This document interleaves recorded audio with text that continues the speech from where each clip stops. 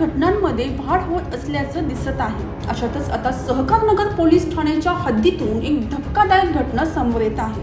एका सराईत गुन्हेगारानं पोलीस ठाण्यातच तोडफोड करत चांगलाच राडा घातलाय. मुख्य म्हणजे त्यानं पोलिसांच्या तोंडावर मिरची स्प्रे मारला आणि पोलिसांना धमकी दिली. चोरट्याच्या या हल्ल्यात काही पोलीस गंभीर जखमी झाले आहेत. चोरट्याविरोधात गुन्हा दाखल करण्यात आला असून पुढील तपास सुरू आहे.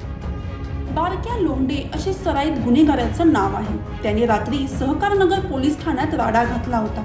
चोरट्यानं काही पोलिसांच्या तोंडावर मिरची स्प्रे मारला.